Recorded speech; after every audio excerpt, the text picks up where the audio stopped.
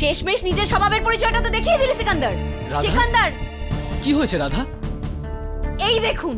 রাধা চিৎকার করো না, শো চলছে। আপনি আপনার শো নিয়ে পড়ে আছেন।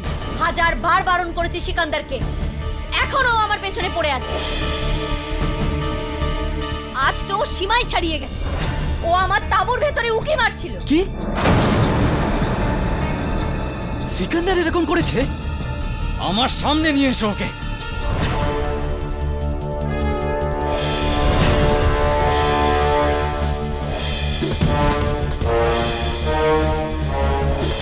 মদ খেয়ে রোজ রোজ এই নাটক করিস না, এবার একে শিক্ষা দিতেই হবে। মহিলাদের ঘরে উঁকি ঝুঁকি মারে এই শয়তানটা। আরে মিথ্যা বলছে ও। রাধা, কি বলেছিস তুই ওনাকে? হ্যাঁ, আমি যা বলেছি ঠিকই বলেছি। তুই এতদিন আমার ভালোবাসা দেখেছিস, এবার দেখবি তুই বদলা নেবে এবার। আরে তোকে বদলা নেওয়ার অবস্থায় ছেড়ে দিলে তবেই না তুই বদলা নিবি।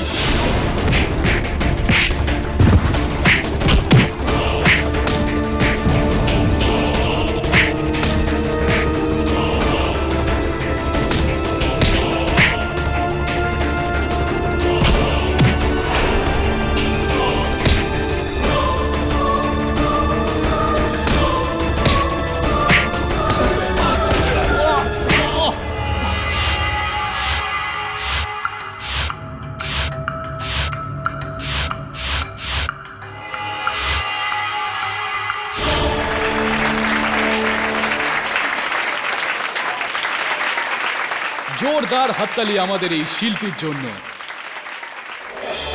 আমি এবার উপস্থিত করতে চলেছি আমাদের সবচেয়ে বড় গৌরব, যার রূপের আগুনে নিজেদের ঝাঁপ দিতে ইচ্ছে করে, সব থেকে বড় শিল্পী রাধা।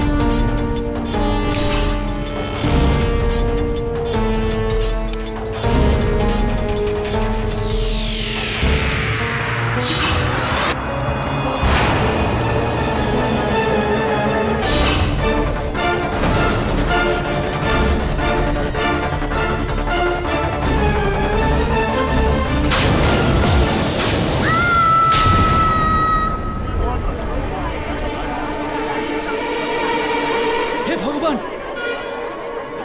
আরে রাধা পুড়ে গেছে। আরে কেউ তো অ্যাম্বুলেন্স ডাকো।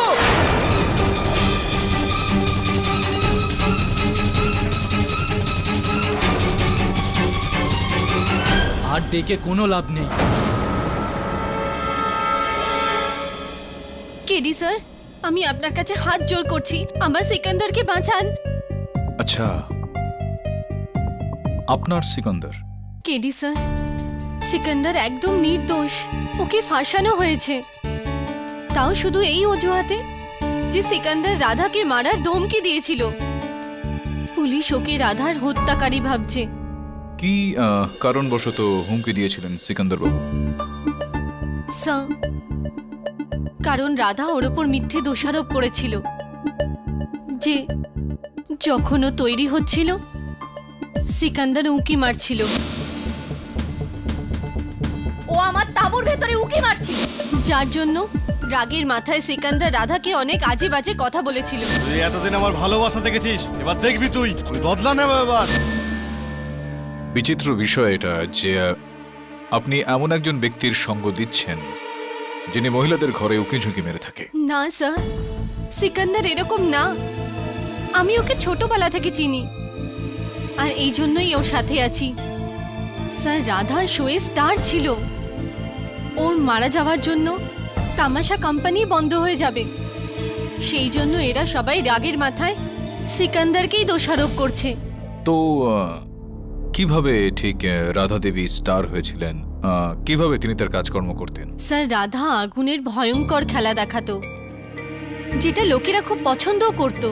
আর আপনি কি করেন, মানে আমি বলতে চাইছি কি ধরনের কাজকর্ম আপনি করে থাকেন? স্যার আমি দড়ির উপর দিয়ে চলার খেলা দেখাই।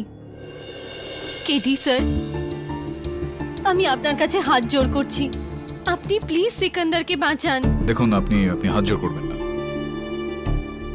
আমি গিয়ে দেখা করছি সিকান্দারের সঙ্গে। তো তুমি কি ওই তামাশার কোম্পানিতে কাজকর্ম করে থাকো নাকি? না স্যার, আমি ড্রাইভার ছিলাম। শুনলাম যে রাধা দেবীর সঙ্গে ঝগড়া চলছিল, তোমার মনোমালিন্য চলছিল, ঠিক কী কারণে?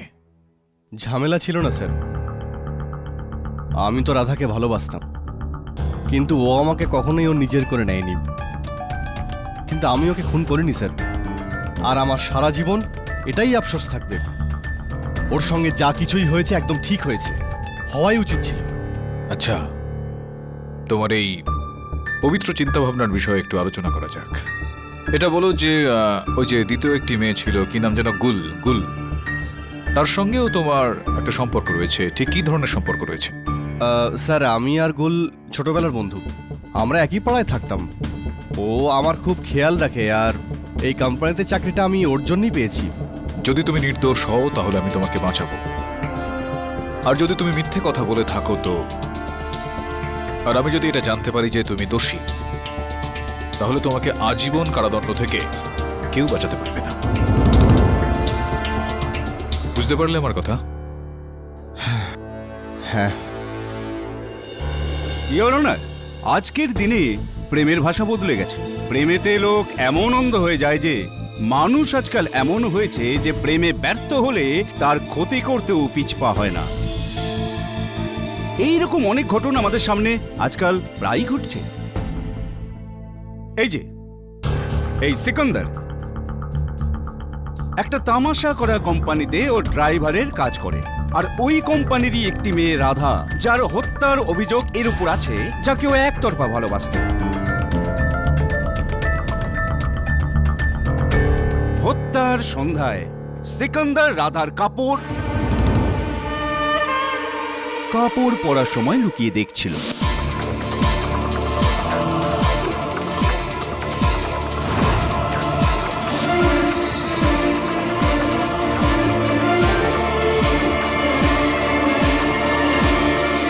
এটা রাধারই অভিযোগ ছিল। সিকান্দারকে সকলের সামনে অপমানিত হতে হয়। ওই সময় সিকান্দার সকলের সামনে রাধার প্রতি বদলা নেবার হুমকি দেয়। তুই এতদিন আমার ভালোবাসা দেখেছিস, এবার দেখবি তুই, আমি বদলা নেব এবার। ওই সন্ধ্যায় এক খেলা চলতে চলতে একটা দুর্ঘটনা রূপে রাধার মৃত্যু হয়ে যায়।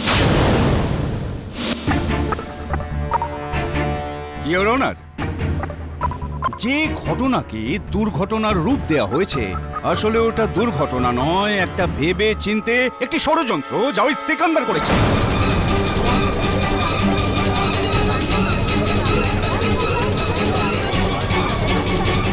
Order, order. Silence in the court, please. ভাই সিকান্দার, এইভাবে তুমি রাধাকে অনেকবার রাধার কি? তৈরি হতে দেখা। আমি সারা জীবনে কোনো মহিলার সঙ্গে কোনো ছ্যাঁচটা আমি করিনি, আর রাধার জন্য আমার ভালোবাসা শারীরিক ছিল না। হ্যাঁ হ্যাঁ, সত্যি ভালোবাসা, ঠিক।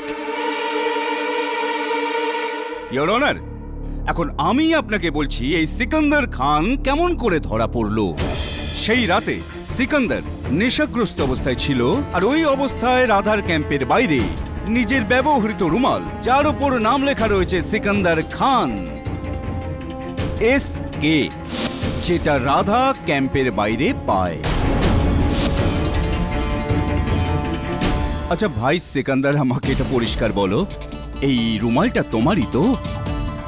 হ্যাঁ, এই রুমালটা আমার, কিন্তু এটা রাধার টেন্টের কাছে কি করে পৌঁছালো সেটা আমি জানি না। আরে ভাই, তুমি জানবে না তো আর কে জানবে? আচ্ছা একটা কথা বলো, যে ওই রাতে তুমি রাধাকে প্রাণে মেরে ফেলার হুমকি দিয়েছিলে কিনা? ইওর অনার, আমি জানি না যে কেন প্রতিপক্ষের এটা মনে হচ্ছে যে এই দুজন ব্যক্তির মধ্যে যদি কখনো ঝগড়া হয় তাহলে একে অপরের প্রাণ নিয়ে নেয়, হত্যা করে ফেলে। আর যদি এরকমটা হয়ে থাকে তাহলে তো আপনার হাতে আমার প্রত্যেকদিন হত্যা হওয়ার কথা, কারণ আমাদের তো রোজই ঝগড়া হয়ে থাকে। না, I object your honour. Mister Pathak এই কেসটাকে সিরিয়াসলি নিচ্ছেন না। শুধুমাত্র এই কেসটাই নয় মিস্টার দেশাই, আমি আমার প্রত্যেকটি কেস এভাবেই গভীরভাবে দেখে থাকি। ইওর অনার, মানুষ একটা সামাজিক প্রাণী, একসঙ্গে বসবাস করে, আর একসঙ্গে থাকলে কখনো কখনো তাদের মধ্যে ঝগড়া বিবাদ সেটা তো হয়েই থাকে। সেটার এটা মানে নয় যে একে অপরকে হত্যা করবে। না, আপনি আপনি ঠিকই বলছেন মিস্টার কেডি সাহেব, কিন্তু মদ খেয়ে মাতলামো করা এটা সিকান্দারের অভ্যাস। মারপিট, লড়াই, ঝগড়া করা মানুষকে কি আপনি সামাজিক বলবেন? ইওর অনার, পুলিশ রেকর্ড এইটাই বলছে যে সিকান্দার খুবই হিংস্র প্রকৃতির মানুষ। প্রথম এফআইআরে এটাই লেখা আছে যে নেশা করে এই লোকটা একবার দুটো মানুষের পা ভেঙে দেয়। দ্বিতীয়ত এটা লেখা আছে যে কোনো ব্যাপারে নিজের মালিককেও খুব মারধর করে।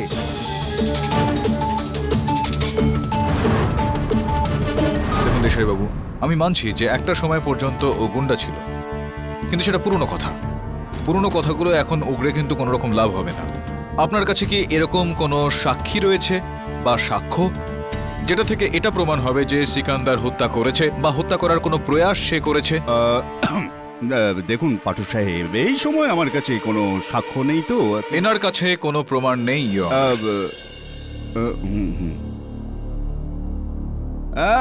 হ্যাঁ ইওর অনার, কিন্তু আমার কাছে একটা প্রমাণ আছে যা থেকে প্রমাণ হয়ে যাবে যে রাধার হত্যার ষড়যন্ত্র সিকান্দারই করেছিল। ইওর অনার, সবার প্রথমে আমি আদালতকে এটাই বলতে চাই যে খেলা দেখাতে দেখাতে রাধার মৃত্যু হয়, ওই খেলা কি করে দেখানো হয়? ইওর অনার, এখন আমি ফরেনসিক এক্সপার্ট মিস্টার রাস্তগিকে কাঠগড়ায় ডাকার অনুমতি চাইছি। ডাক্তারবাবু, রাধা যে বোতল নিয়ে খেলা দেখাতো সেই বোতলে কি ঠিক মাত্রায় কেরোসিন তেল ছিল? না, ওই বোতলে কেরোসিন তেল ছিল না, বরং ডিজেল ছিল।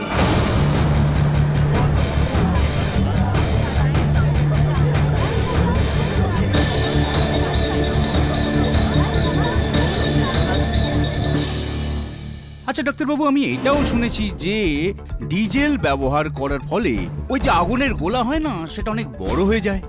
আগে হ্যাঁ, আপনার কথা একদম ঠিক। তাই না? হ্যাঁ, আর এটাও শুনেছি যে ডিজেল ব্যবহার করার ফলে অনেক বড় বিস্ফোরণ মানে দুর্ঘটনা ঘটতে পারে। হ্যাঁ, বিস্ফোরণের সম্ভাবনা হতে পারে, কারণ কেরোসিন তেলের থেকে ডিজেল বেশি জ্বলনশীল হয়। কিন্তু প্রশ্ন এটাই উঠছে ডক্টর সাহেব যে ওখানে ডিজেল এলো কেমন করে? কারণ যেখানে খেলা হচ্ছিল মানে শো হচ্ছিল সেখান থেকে পেট্রোল পাম্প দূরে। তো ইওর অনার, এখন আমি বলছি যে ডিজেল কেমন করে এলো। ডিজেল সেই গাড়িতে করে এসেছে যে গাড়িতে চড়ে পুরো টিমটা ট্রাভেল করতো, আর ড্রাইভার ছিল ওই সিকান্দার।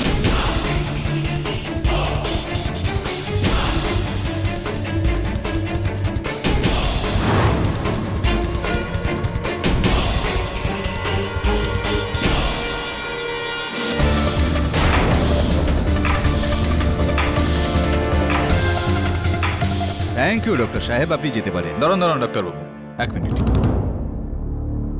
ডাক্তারবাবু, এটা বলুন যে যেই বোতলের কথা আপনি বলছেন সেই বোতলটার ওপর কি সিকান্দারের আঙুলের কোনো ছাপ পাওয়া গিয়েছে? আচ্ছা আচ্ছা আচ্ছা কেডি সাহেব, আপনি এই ব্যাপারটা নিয়ে সময় নষ্ট করতে চান? হ্যাঁ কেডি সাহেব, এত বড় ষড়যন্ত্রকারী এই সিকান্দার বোতল ধরার সময় হাতে কি গ্লাভস পরবে না? হ্যাঁ, ছাপ করতে থাকবে।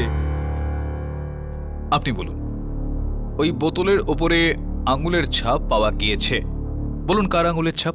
আমরা বোতলের উপর দুজন লোকের আঙ্গুলের ছাপ পেয়েছি। একজন হলো রাধা, যে ওই বোতলটা ব্যবহার করছিল, আর দ্বিতীয় আঙ্গুলের ছাপ আমরা গাট্টুর পেয়েছি।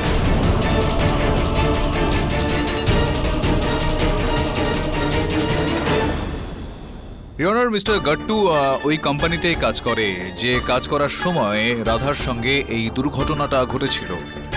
ওই কাজকর্মের জন্য সিকান্দারের থেকে গাট্টু বেশি জনপ্রিয়। আমি ওকে কাঠগড়ায় ডাকার অনুমতি চাইছি। তো মিস্টার গাট্টু, ওই কোম্পানিতে কি কাজ করেন আপনি? কি কাজ সেখানে আপনার? খেলা দেখানোর সময় খেলা দেখানোর জিনিসপত্র নিয়ে আসার দায়িত্ব আমার উপরেই থাকে। আচ্ছা, তো এই যে আগুনের কাজটা ছিল যেটা করার সময় রাধার সঙ্গে দুর্ঘটনাটা ঘটে, সেগুলোর জন্য যেই জামা কাপড় ওখানে নিয়ে আসা হয় সেটার ব্যবস্থাও আপনি করে থাকেন, যেটার মানে এটা দাঁড়ায় যে ওই বোতলে সর্ষের তেলের জায়গায় ডিজেলটাও আপনি রেখেছিলেন।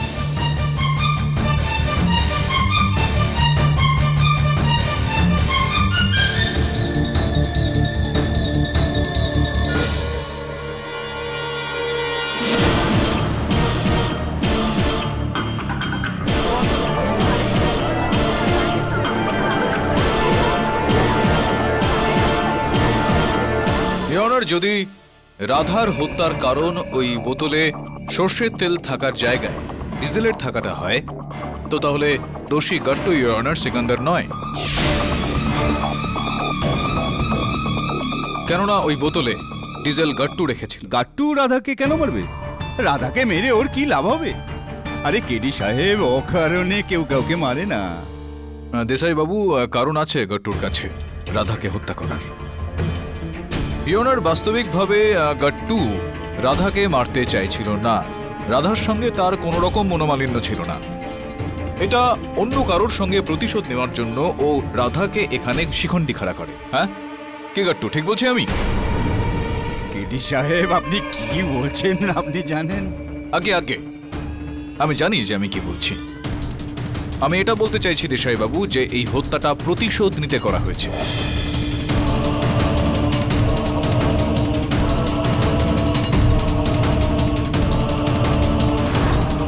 আর এই প্রতিশোধটা গাট্টু রাধার সঙ্গে নয়, সিকান্দারের সঙ্গে নিতে চাইছিল। ওই অবজেক্ট ইওর অনার, কেডি সাহেব কেসটাকে উল্টে দিচ্ছেন। ইয়নার, মোহন দাদা যে একই কোম্পানিতে সাজসজ্জা আর ওই মেকআপের কাজকর্ম করে থাকেন, ওনাকে আমি কাঠগড়ায় ডাকার জন্য অনুমতি চাইছি। অনুমতি দিলাম। মোহন দাদা, আপনি এই কোম্পানির সব থেকে পুরনো কর্মচারী। এটা পরিষ্কার যে আপনি সবার ব্যবহার আচার আচরণের সঙ্গে একেবারেই পরিচিত। হ্যাঁ, আমি গত 20 বছর ধরে এই কোম্পানির সঙ্গে যুক্ত। আর এই কোম্পানি সেই জন্য আমার বাড়ির মতন। আর বাড়ির সমস্ত সদস্যদের সঙ্গে প্রত্যেকেই ভালো করে পরিচিত তো হয়ই স্যার। হ্যাঁ হ্যাঁ, তো এটা বলুন যে গাট্টু বাবু আর সিকান্দার বাবুর মধ্যে যে সম্পর্ক ছিল, সেটার বিষয়ে কিছু বলবেন আপনি আদালতে? আগে এই দুজনের মধ্যে অনেকদিন ধরেই মনোমালিন্য হচ্ছিল, আর প্রায় কোনো কথা নিয়ে দুজনের মধ্যে ঝগড়া হতেই থাকতো। কিন্তু এই ঝগড়াটা হাতাহাতির মধ্যেই সীমিত থাকতো, কেননা সিকান্দার বেশি শক্তিশালী আর রাগীও। এই জন্য সিকান্দার বেশিরভাগ সময় গাট্টুকে হারিয়ে দিত। তো এই দুজনের মধ্যে হাতাহাতি শেষবার কবে হয়েছিল কিছু মনে আছে আপনার? বলবেন? যেদিন রাধার সঙ্গে এই দুর্ঘটনাটা ঘটে তার একদিন আগে সিকান্দার আর গাট্টুর মধ্যে খুব খারাপভাবে লড়াই হয়েছিল। সেদিন গাট্টুকে সিকান্দার খুব খারাপভাবে মেরেওছিল।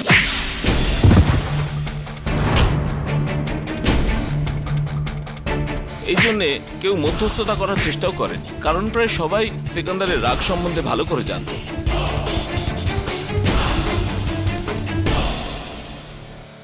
তোমরা দুজন শুধরে যাও, নইলে দুটোকেই আমি বার করে দেবো। তামাশা বানিয়ে রেখেছি, চল। ইয়নার, গাট্টু জানতো যে ও সিকান্দারের সঙ্গে কোনো রকম লড়াই করে পারবে না। এই কারণেই ও সিকান্দারকে ফাঁসানোর জন্য এই ষড়যন্ত্রটা করে ফেলল।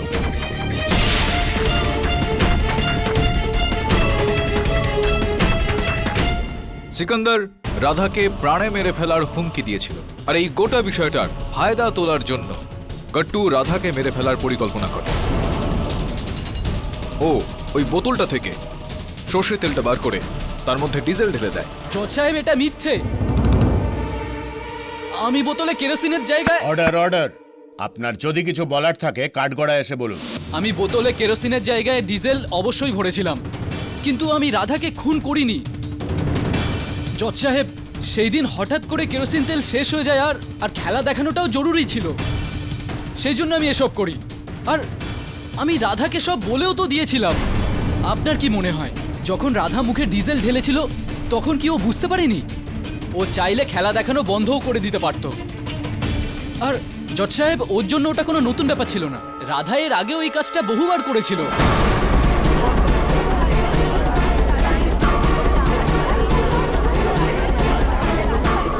Order order. Silence in the court please. দেখো গাট্টু, এখন রাধা তো তোমার এই কথাটা প্রমাণ করার জন্য এখানে আসতে পারবে না। তুমি কি তোমার বলা এই কথাগুলোকে একটু প্রমাণ করতে পারবে এই আদালতে? আছে কেডি সাহেব, আমি নিজে আপনাকে প্রমাণ দেব। আচ্ছা, আমি কি একটুখানি ডিজেল পেতে পারি? আমি নিজে এই খেলাটা আপনাকে করে দেখাবো। দেখো গাট্টু, এটা কোনো রকম হাস্যকর নাটক এখানে চলছে না, খুবই গুরুত্বপূর্ণ বিষয় এটা। এই কাজটা করতে করতে রাধার প্রাণ যায়, কিন্তু এটা তুমি একদম ভুলবে না। কেডি সাহেব, যদি আজকে আপনাকে আমি প্রমাণ না দিতে পারি তাহলে আমার সারাটা জীবন গারদের পেছনে কাটবে। আপনি আমার উপর ভরসা রাখুন, কিচ্ছু হবে না। ইয়নার, যদি আপনি অনুমতি দেন তো ডিজেলের ব্যবস্থা করা হোক।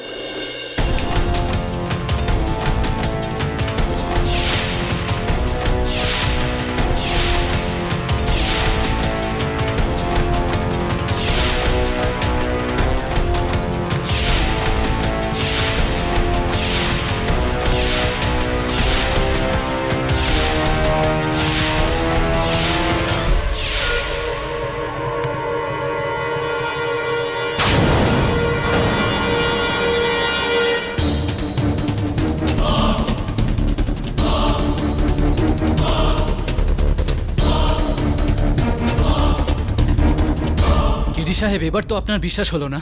এই খেলাটা দেখাতে গিয়ে কেউ মারা যায় না। আমি তো এই খেলাটা রাধাকে দেখে দেখেই শিখেছি। রাধা তো এই খেলাটায় এক্সপার্ট ছিল। ওর এই অবস্থা কি করে হতে পারে? এই আদালতে এটা প্রমাণ হয়ে গেল যে কেরোসিন তেলের জায়গায় ডিজেল ব্যবহার করা হলে কোনো প্রাণঘাতী দুর্ঘটনা ঘটে না। সেই জন্য এই আদালত যতক্ষণ না দুর্ঘটনার আসল কারণ জানতে পারছে ততক্ষণ পর্যন্ত এই আদালত কোনো সিদ্ধান্ত নিতে পারছে না।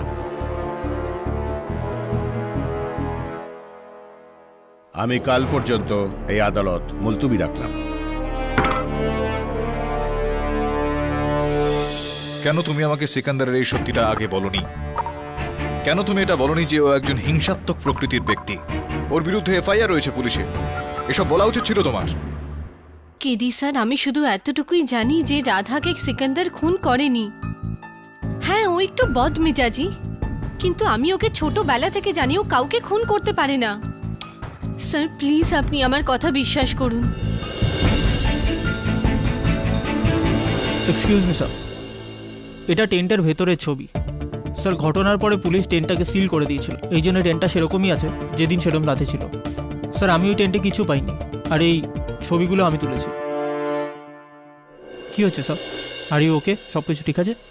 আরও একজন ওই মেয়েটা রয়েছে গুলজার নাম, যে সিকান্দারের সঙ্গে এতদূর পর্যন্ত প্রেম করে যে ওকে বাঁচানোর জন্য সব রকম চেষ্টা করবে। কিন্তু এখানে প্রেম একদিকে জীবন বাঁচানোর চেষ্টা করছে, আর অন্যদিকে সিকান্দার রয়েছে যে রাধাকে ভালোবাসতো, যার ওপর রাধাকে হত্যা করার অভিযোগ আনা হয়েছে।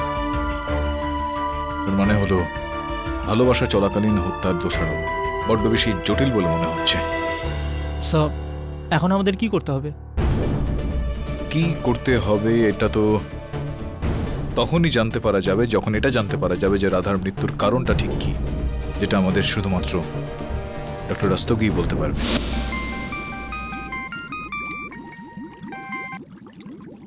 ডক্টর রাস্তগি, কেডি পাঠক। কেডি, দুর্ঘটনার পিছনের কারণ জানতে পারা ইম্পসিবল। রাধার মৃতদেহের অন্তিম সংস্কার হয়ে গেছে। এখন আমি কিছু করতে পারবো না। বলুন, আমি রাধার মা বাবার সঙ্গে দেখা করতে চাই। কেডি সাহেব, বাড়ির সমস্ত দায়িত্ব আমার মেয়ে রাধার উপর ছিল। এই কারণে সেই জন্য ও বিয়েও করেনি। ওর চলে যাবার পরে আমরা পথে এসে দাঁড়িয়েছি কেডি সাহেব। এখন এই বাচ্চাটার পড়ার দায়িত্ব কে নেবে কেডি সাহেব?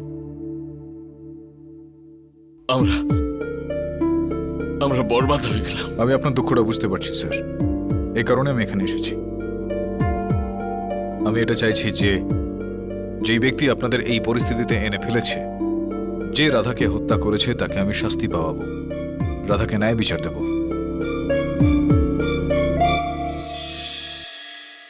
আপনি এখনো পর্যন্ত রাধা দেবীর অস্থি বিসর্জন দেননি? ব্যাস, সেই কারণেই আমরা হরিদ্বার যাওয়ার প্রস্তুতি নিচ্ছি। আচ্ছা স্যার, ক্ষমা চেয়ে নিচ্ছি, আমার সংকোচ হচ্ছে আপনাকে এই প্রশ্নটা জিজ্ঞেস করতে। আমি কি এই অস্থিগুলোকে পরীক্ষা করার জন্য নিয়ে যেতে পারি? আমি বুঝতে পারছি যে আপনাদের হয়তো বিচিত্র বলে মনে হচ্ছে। এটার পেছনে কারণ হলো এটা যে রাধা দেবীর মৃত্যুর কারণটা এখনো পর্যন্ত আমরা খুঁজে বের করতে পারিনি। এই কারণেই পরীক্ষা করার জন্য নিয়ে যেতে পারি। হতে পারে যে ফরেনসিক থেকে কোনো রকম সূত্র পাওয়া গেল। আমাদের মেয়ে তো চলে গেল, এখন কেউ শাস্তি পাক আর না পাক, এতে আমাদের কিছু যায় আসে না। এতে তো আমাদের মেয়ে আর ফিরে আসবে না। পাঠক বাবু, আমাদের নিজেদের মতো থাকতে দিন। আমরা আর কোনো বিচার টিচার চাই না। আপনি কি রাধার হত্যাকারীকে এইভাবেই ছেড়ে দেবেন? যতটা কষ্ট আপনার আর আপনার পরিবারের হচ্ছে, ততটাই কষ্ট সেই ব্যক্তিটারও হচ্ছে যে নির্দোষ একেবারে, কিন্তু তাকে দোষী বলে অভিযোগ করা হয়েছে, দোষারোপ করা হয়েছে সেই ব্যক্তিকে রাধার হত্যার জন্য। সত্যি পর্যন্ত পৌঁছাতে আমাকে একটু সুযোগ আপনারা দেবেন নাকি?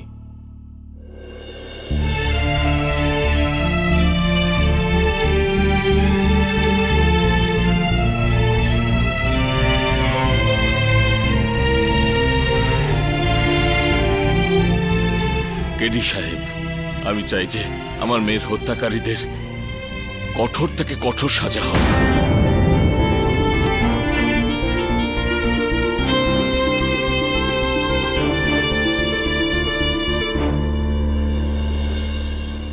কেডি সাহেব, আমার মেয়ে গণেশকে খুব মানত। এই মূর্তিটাকে সব সময় সঙ্গে রাখত। সব পারফরমেন্সের আগে এটাকে নিজের মাথায় ঠেকাতো।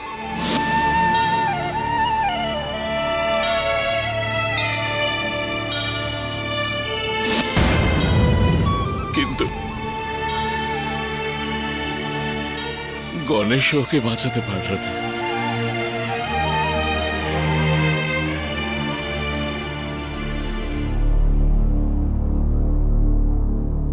কেডি সাহেব, এই গণেশের মূর্তি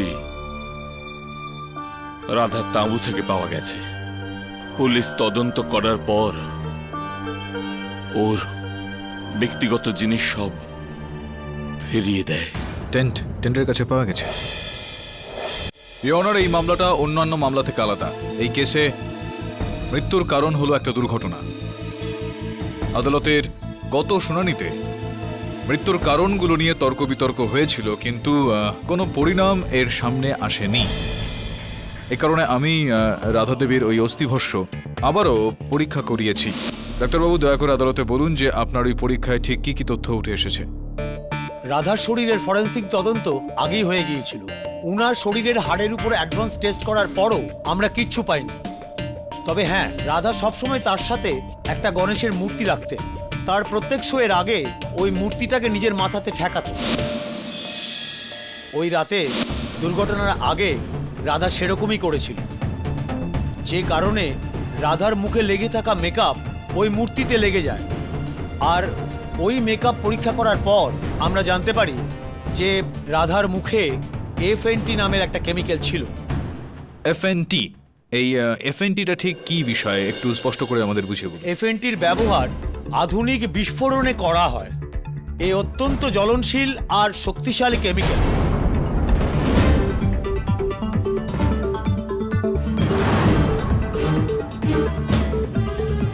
আগুনের জন্য রাধার শরীরের সবচেয়ে বেশি ক্ষতি ওনার মুখে হয়।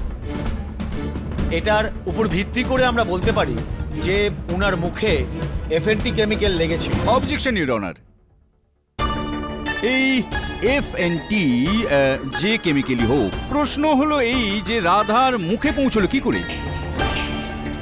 এখনই আদালতের সামনে গুড্ডু যে কৌশল দেখিয়েছে, যা ওর কথা অনুযায়ী ও রাধার এক্সপার্ট নয়, তথাপি ওর শরীর বা মুখের কোনো অংশে আগুন লাগেনি। তো প্রশ্ন হচ্ছে যে এই আগুন রাধার মুখ অবধি পৌঁছলো কেমন করে। ইওর অনার, আমি জানতাম যে আদালতে এই প্রশ্নটা অবশ্যই উঠবে, আর এই প্রশ্নটার উত্তর আমি একটা প্রয়োগের মাধ্যমে দিতে চাইব। অনুমতি দিলাম।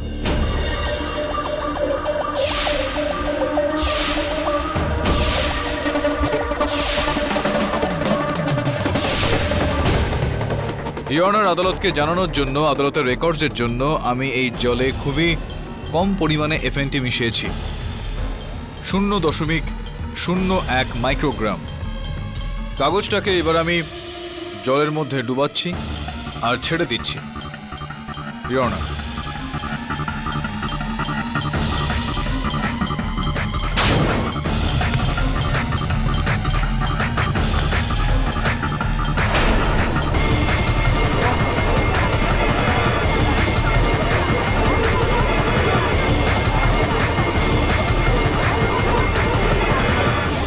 Order order silence in the court please. Your honour, এখন ডাক্তারবাবু এই থিওরিটাকে বিস্তারিতভাবে বোঝাবেন। ডাক্তারবাবু প্লিজ। এফএনটি এমন এক জ্বলনশীল কেমিক্যাল যার আগুনের সাথে সরাসরি কোনো সম্পর্কের প্রয়োজন নেই। এটা জ্বলার জন্য 60 ডিগ্রি টেম্পারেচারের প্রয়োজন হয়। ইয়না, যে সময় রাধা খেলা দেখাচ্ছিল সেই সময় আশপাশের তাপমাত্রা অনেকটাই বেড়ে গিয়েছিল। তাপমাত্রা 60 ডিগ্রির ওপরে পৌঁছে যাওয়ার পর রাধার শরীরে আগুন লেগে যায়, কেননা ওর মুখে অধিক পরিমাণে এই রাসায়নিক লেগেছিল। এইমাত্র আপনি এই প্রয়োগটাতে দেখলেন যে এতটা কম মাত্রায় এই রাসায়নিক কতটা ক্ষতিকর হয়ে উঠতে পারে। ডক্টর রাস্তগি, যে কেমিক্যাল এতটা ভয়ঙ্কর সেটা আসামের কাছে পৌঁছলো কি করে? ভাই, এরকম তো নয় যে আনাজপাতির মতো এটা বাজারে পাওয়া যায়। আপনি ঠিক বলছেন, কিন্তু এটা আমাদের দুর্ভাগ্য যে কালো বাজারে এই সমস্ত ক্ষতিকর জিনিস সহজেই পাওয়া যায়, আর একটু বেশি মূল্য দিলেই এটা যে কেউ অতি সহজেই পেতে পারে। ইয়নার, এখন প্রশ্ন এটা ওঠে যে রাধা দেবীর মুখে এই এফএনটি এলো কিভাবে, পৌঁছলো কি করে? উনি নিশ্চয়ই এরকম একটা জ্বলন্ত পদার্থ নিজের মুখে লাগাবেন না। এই বিষয়টায় খবরাখবর নিতে আমি গুল, যে ওই কোম্পানিতে ছিল, তার বন্ধু রয়েছেন একজন, আমি তাকে এই কাঠগড়ায় ডাকার জন্য অনুমতি চাইছি। ইয়নার, গুল ওই সার্কাসে খেলা দেখিয়ে থাকে। রাধা দেবীর খেলাটা ওনার খেলার থেকে একটু আলাদা, যেখানে রাধা দেবী আগুন নিয়ে খেলেন আর গুল দড়ির ওপর হাঁটে, দড়ির ওপর হেঁটে যায়। এটা বলুন যে রাধা দেবী ওই মঞ্চে যাওয়ার আগে, খেলা দেখানোর আগে ঠিক কি কি করতেন, কি কি রুটিন ছিল তার? নিজে তৈরি হওয়ার জন্য সব থেকে বেশি সময় নিত। তারপরে ওর চুল খুব ভালো করে বেঁধে নিত, তারপর স্টেজে গিয়ে ওর পারফরমেন্স করত। কিন্তু হ্যাঁ, তার আগে ওর মেকআপ খুব ভালো করে করত। সব থেকে বেশি সময়ও মেকআপ করার জন্য নিত। সব থেকে বেশি সময় ইওর অনার রাধা দেবীর সাজগোজ করতে লাগতো। ওনার ঘর থেকে আমরা ওনার মেকআপ সামগ্রী উদ্ধার করেছি, যেটার ফরেন্সিক পরীক্ষা করার পর জানতে পারা গিয়েছে যে সেগুলোর মধ্যে অত্যধিক মাত্রাতে এফএনটি রাসায়নিক পাওয়া গিয়েছিল। ইওর অনার, ফরেন্সিক রিপোর্টটা আপনার টেবিলের উপর রাখা আছে।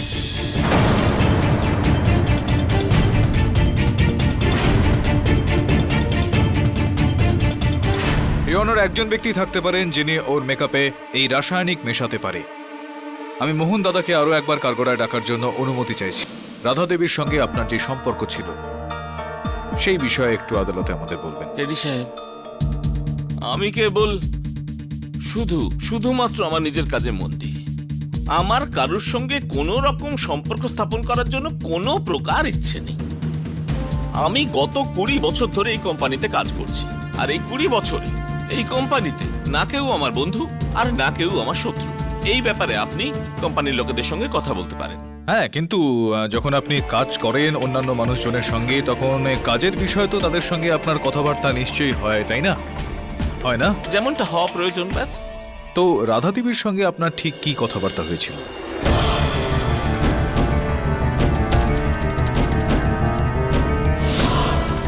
এটা কি কোনোভাবে সত্যি নয় যে রাধা দেবীর সঙ্গে আপনার একেবারেই বনিবনা হতো না, আর ঠেস দিয়ে কথা বলতেন উনি আপনার সঙ্গে বেশ কিছুবার, আর এই বিষয়টা নিয়ে আপনাদের মধ্যে বেশ কয়েকবার ঝগড়াঝাটিও হয়েছিল? এডি সাহেব, আপনি যা বলছেন একদম ঠিক। রাধা সর্বদাই আমার কাজে কোনো না কোনো খুঁত বার করতো। এই কারণে উনি আপনাকে ওর মেকআপ করতে বারণ করে দিয়েছিল, এমনকি ওর 10 পর্যন্ত যাওয়ার অনুমতি আপনাকে দেওয়া হয়নি। কেডি সাহেব, আপনি তো বলেছিলেন যে দুটো মানুষের মধ্যে ঝগড়া হলে তার মানে এই নয় যে একজন আরেকজনকে খুন করবে। ভুলে গেছেন আপনি? ইওনার, মোহন দাদা এই আদালতের কাছে কিছু লুকোচ্ছে। রাধার মৃত্যু হয়ে যাওয়ার কারণে ওনার 20 বছরের চাকরি থেকে অবসর নেওয়ার সময় এসে গিয়েছে। রাধা ওনার জায়গায়, ওনার স্থানে নিজের ভাইকে আনতে চাইছিল, এবং এই বিষয়টার উত্থাপন উনি নাটক কোম্পানির ম্যানেজার গোবিন্দর কাছেও করেছিল। গোবিন্দবাবু তার লিখিত বয়ানে এটা বলেছেন যে না চাইলেও ওনাকে এটা করতে হয়েছে, কেননা রাধা দেবী ওই নাটকের একটা গুরুত্বপূর্ণ অংশ ছিলেন। ইওনার, মোহন দাদার কাছে তার চাকরি বাঁচানোর জন্য একটাই উপায় ছিল, যে উনি রাধা দেবীকে হত্যা করে ফেলেন, আর এমনটাই উনি করলেন। পাঠক সাহেব, এক্ষুনি আপনি বললেন যে মোহন দাদাকে রাধার টেন্টে যাবার পারমিশন দেওয়া হয়নি, তাহলে ও কেমিক্যাল বোতলে কেমন করে ঢালবে? এবার আপনার এই প্রশ্নের উত্তরটা ওখানকার ম্যানেজার গোবিন্দবাবুই দেবেন। গোবিন্দবাবু, দয়া করে আদালতকে আপনি এটা বলুন যে আপনার কোম্পানিতে ওই মেকআপের যে সামগ্রীগুলো আসে সেগুলো নিয়ে আসার গুরুদায়িত্ব এখানে কার ওপর রয়েছে? আগে আমাদের কোম্পানিতে সব সাজার জিনিসের কেনার দায়িত্ব মোহন দাদার উপরেই আছে। ধন্যবাদ ইওর অনার। দেশাইবাবুর প্রশ্নের উত্তরটা হলো এই যে ওই মেকআপের বটলে এফএনটি মেলানোর জন্য মোহন দাদাকে আর রাধাদেবীর টেন্টে যাওয়ার জন্য কোনো প্রয়োজনীয়তা ছিল না। যখন ওই বোতলটা রাধাদেবীর কাছে পৌঁছলো তখন সেখানে আগে থেকেই এফএনটি রাসায়নিক মেশানো ছিল।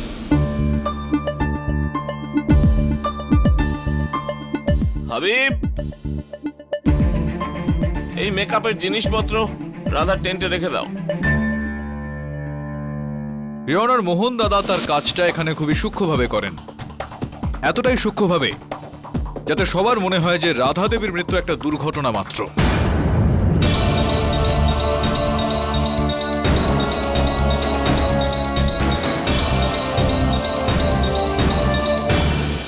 কি বাজে বলছেন আপনি? আমি কাউকে মারিনি। আপনার এই কারণে এটা মনে হচ্ছে কেননা রাধার জন্য আমার চাকরি যাচ্ছিল, এই জন্য আপনার মনে হচ্ছে আমি রাধাকে খুন করেছি। আর আপনাকে এটা আমি জানিয়ে দিই যে আমি একটা ভালো চাকরি পেয়ে গেছি, যেটা আমি পরের সপ্তাহে জয়েন করব। ইওর অনার, আমি একটা টিভি সিরিয়াল বানানোর কোম্পানিতে চাকরি পেয়ে গেছি। আপনি বললে তো আমি ওদের এগ্রিমেন্ট লেটার আর ওদের অ্যাপয়েন্টমেন্ট লেটার আপনাকে দেখাতে পারি। আর এই কাজটা আমি রাধার মৃত্যুর বেশ কয়েকদিন আগেই পেয়ে গেছিলাম। আমি তো ব্যাস কেবল এই খেলা শেষ হওয়ার অপেক্ষা করছিলাম। আর এই বিষয়ে আমি গোবিন্দবাবুর সঙ্গেও কথা বলতাম। টেডি সাহেব, একটা টিভি শোয়ে কাজ করা আর একটা তামাশা কোম্পানিতে কাজ করার থেকে অনেকটাই সম্মানজনক। আর জীবন আমায় এই প্রথমবার সোনালী সুযোগ দিয়েছে নিজেকে গোছানোর জন্য। আর এই রকম অবস্থায় আপনি বলুন আমি কাউকে কেন খুন করতে যাব? টেডি সাহেব, আমি আপনার অনেক নাম শুনেছি আর আপনার প্রতি আমার মনে অনেকটাই সম্মান ছিল। আমি আপনার কাছে ক্ষমা চাইছি। আজ আপনার দিনটা খারাপ মানে একদমই দিনটা খারাপ। আমি কাউকে খুন করিনি। ইওর অনার, কেডি সাহেব আরো একবার হত্যার কারণ প্রমাণ করতে অসফল হলেন। আর এইরকম যদি চলতেই থাকে তাহলে আদালত সিদ্ধান্তে পৌঁছতেই পারবে না, তাই না? আপনি একদমই ঠিক বলছেন। আপনি এমন কোনো যুক্তি খাড়া করতে কেন পারছেন না যাতে আদালতে সিদ্ধান্ত নিতে সুবিধা হয়? এই আদালত দ্বীপ্রাহরিক বিশ্রামের জন্য মুলতবি করা হলো। স্যার, মোহন দাদা আদালতে যা কিছু বলেছেন সব সত্যি বলেছেন। উনি খুব ভালো চাকরি করেন, যা উনি রাধার মৃত্যুর কয়েকদিন আগে পেয়েছিলেন। হ্যাঁ, আমি এটা বুঝতে পেরে গেছি বলুন যে আমার মনে মোহন দাদা সম্পর্কে যে ধারণাটা ছিল সেটা ভুল ছিল। কিন্তু মোহন দাদা না হলে কে হবে? কে হতে পারেন সেই ব্যক্তি যার কাছে সুযোগ ছিল রাধার টেন্টে গিয়ে পৌঁছে ওর মেকআপের জিনিসপত্রের মধ্যে ওই রাসায়নিকটা মিশিয়ে দেবার? ওই রাধার টেন্টের ছবি কিছু রয়েছে ফাইলে? আগে হ্যাঁ।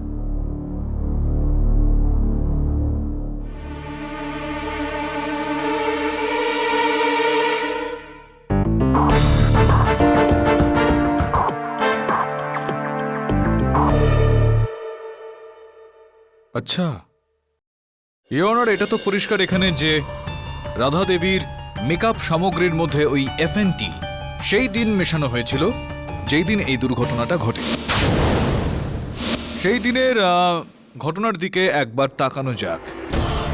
টেন্টে তৈরি হওয়ার সময় রাধা দেবী এইটা বুঝতে পারলেন যে কেউ বোধহয় তাকে লক্ষ্য করছেন।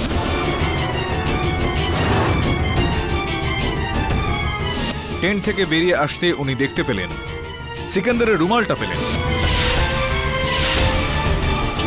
সিকান্দার বেচারা ধরা পড়ে গেল, মারপিট হলো একটু, আর সিকান্দার রাধাকে প্রাণে মেরে ফেলার হুমকি দিল। আর এরপরে রাধা দেবী মঞ্চে চলে গেলেন তার খেলাটা দেখানোর জন্য।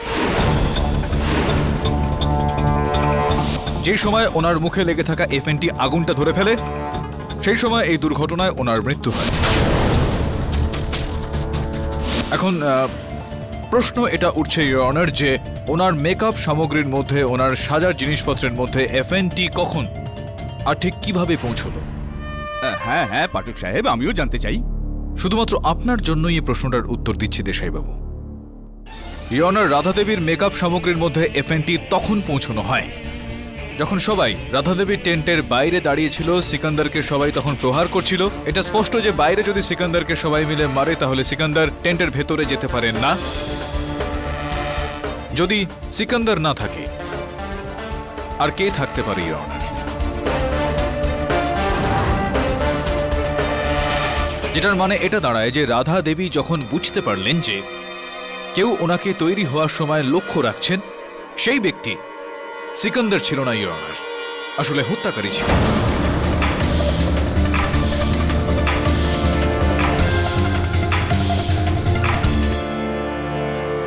ইওর অনার, সে কে হতে পারে যার কাছে সিকান্দারের রুমালের মতো ব্যক্তিগত সামগ্রী ছিল? তাহলে কি ওই ব্যক্তিগত রুমাল ওখানে রেখে দিয়ে ও সিকান্দারকে ফাঁসাতে চাইছিল? এক মিনিট পাঠক সাহেব, তাহলে সিকান্দারের রুমাল ওখানে কেমন করে পৌঁছলো?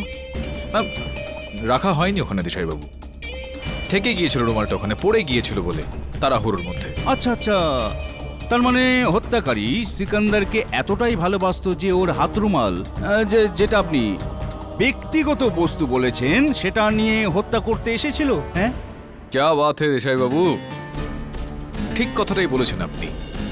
আগে না, হত্যাকারী সিকান্দারের প্রেমিক ছিল। ক্ষমা চেয়ে নিচ্ছি অনার, প্রেমিকা ছিলেন। অনার একটা স্মৃতিচিহ্ন স্বরূপ, একটা সুভেনিয়ার স্বরূপ হত্যাকারী এনার রুমাল, সিকান্দারের রুমাল ওনার কাছে রেখেছিলেন। অনার, যেই সময় রাধা দেবী ওনার টেন্ট থেকে বাইরে বেরিয়ে আসেন আর চিৎকার করা শুরু করেন, সেই সময় হত্যাকারী রাধা দেবীর টেন্টে গেলেন আর ওনার ওই মেকআপের বস্তুর মধ্যে এফএনটি মিশিয়ে দিলেন। এখানে কিছু ছবি রাধা দেবীর মৃত্যুর পরে তোলা হয়েছিল, ওনার টেন্টের কয়েকটা ছবি। অনার, সবসময় এটা বলা হয়ে থাকে যে হত্যাকারী কোনো না কোনো সূত্র নিশ্চয়ই ছেড়ে যায়। এই ছবিগুলো যদি আপনি একটু মন দিয়ে দেখেন তো তাহলে দেখতে পাবেন যে টেন্টের দরজায় ভেলক্রো লাগানো আছে আর ওই ভেলক্রোতে একজন মহিলার চুল লেগে রয়েছে। অনার, এই ছবিগুলো দেখলে এটা জানতে পারা যাচ্ছে যে এই চুলটা ওই ভেলক্রোতে লাগানো রয়েছে সেটা একেবারেই সোজা চুল। রাধা দেবীর চুল কোঁকড়ানো ছিল অনার।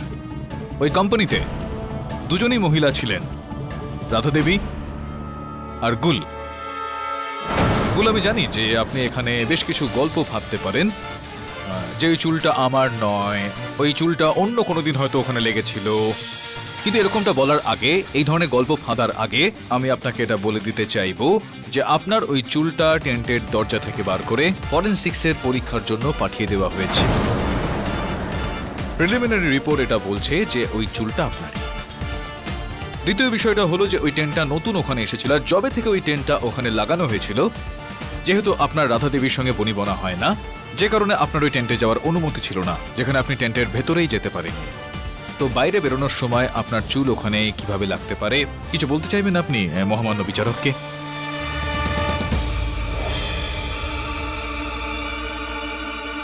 আমি সিকান্দারকে ভালোবাসি, কিন্তু আমার দিকে তাকাতোই না, কারণ ওর রাধাকে ভালোবাসতো। জজ সাহেব, আমি সিকান্দারকে ছোটবেলা থেকে চিনি। আমি ওকে বিয়ে করতে চেয়েছিলাম, সংসার করতে চেয়েছিলাম, কিন্তু রাধা আমার সমস্ত স্বপ্ন ভেঙে দিয়েছে। ওর ভুলের শাস্তি শুধু মৃত্যু, যা আমি ওকে দিয়েছি।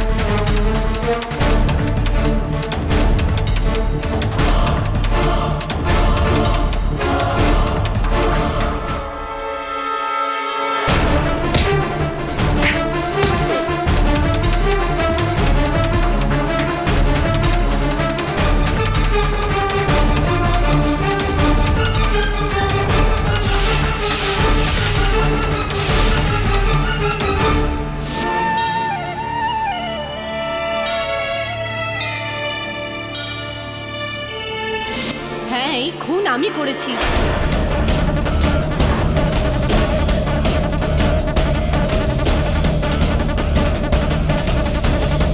সিকান্দার নির্দোষ। The defence রেস্টস your honour. সমস্ত সাক্ষ্য এবং প্রমাণাদি বিচার করে এই আদালত গুলকে রাধার হত্যাকাণ্ডে দোষী সাব্যস্ত করে যাবজ্জীবন কারাদণ্ডের আদেশ দিচ্ছে আর সিকান্দারকে সসম্মানে মুক্তি দিচ্ছে। The case is close.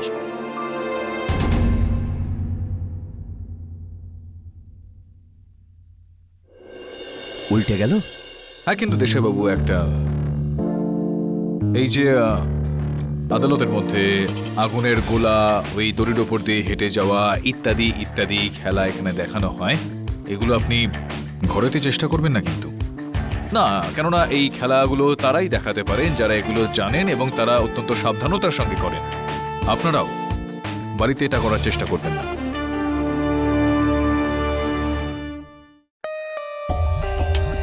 For more updates, subscribe to our channel, click the show links and enjoy watching the videos.